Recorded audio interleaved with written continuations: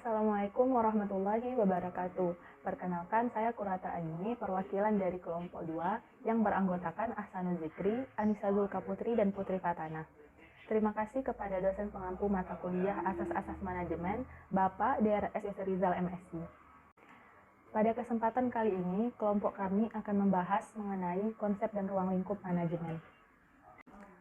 Baiklah, untuk yang pertama, saya akan menjelaskan mengenai konsep dan ruang lingkup manajemen. Konsep dan ruang lingkup manajemen bisa didefinisikan sebagai perencanaan, pengorganisasian, pengisian staf, pemimpin, dan pengontrolan untuk optimasi penggunaan sumber-sumber dan pelaksanaan tugas-tugas dalam mencapai tujuan organisasi secara efektif dan efisien.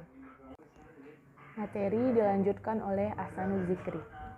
Saya Ahsanul Zikri, nomor BP 2010842038. Materi selanjutnya tentang ruang lingkup manajemen. Ruang lingkup dari manajemen dibagi menjadi 3 kelompok, yaitu pertama, menurut wilayah kerja. Ruang lingkupnya meliputi manajemen wilayah negara, manajemen satu provinsi, manajemen satu unit kerja, dan manajemen kelas. Kedua, menurut objek garapan.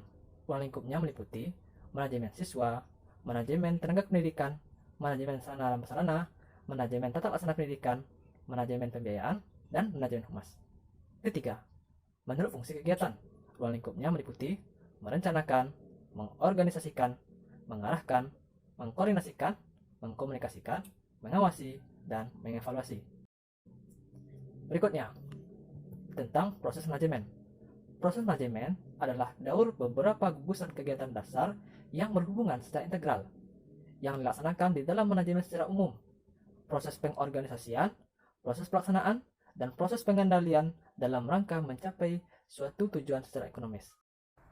Terima kasih kepada Ahsanul Zikri. Materi dilanjutkan oleh Anissa Zulkaputri. Kepada Nisa, disilahkan. Baik, saya Anissa Zulkaputri, nomor BP 2010842006. Di sini saya akan menjelaskan tentang proses manajemen. Dalam penerapan manajemen di perusahaan atau organisasi, ada 4 proses manajemen umum, yaitu yang pertama perencanaan atau planning. Itu menetapkan tujuan organisasi dan memutuskan bagaimana cara terbaik untuk mencapainya. Perencanaan adalah pengambilan keputusan terkait tujuan dan menetapkan arah masa depan. Tindakan dari satu set alternatif untuk menjangkau hal tersebut.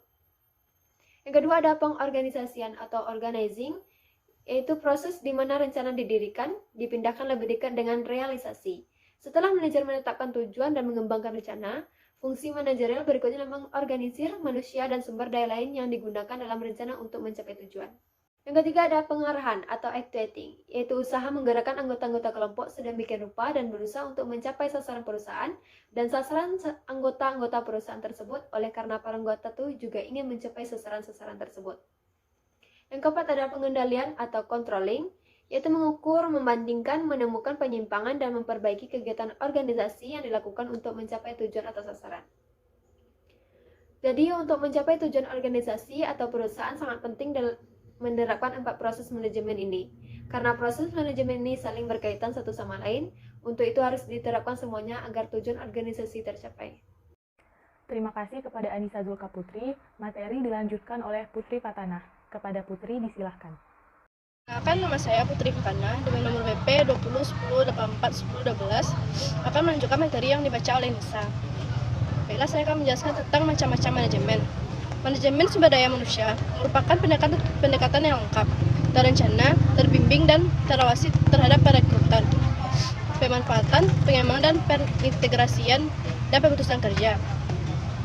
Dasar manajemen sumber daya manusia ialah bahwa manusia itu merupakan aktiva organisasi yang paling penting.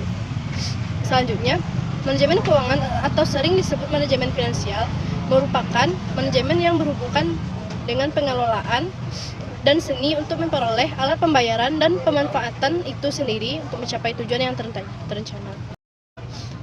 Manajemen produksi merupakan kegiatan kerjasama antara faktor produksi untuk menambah nilai dari kegunaan barang dan jasa dengan cara efisien dan efektif. Manajemen pemasaran merupakan cabang ilmu manajemen yang berhubungan dengan segala kegiatan usaha dalam penyaluran barang atau jasa dari produsen hingga konsumen.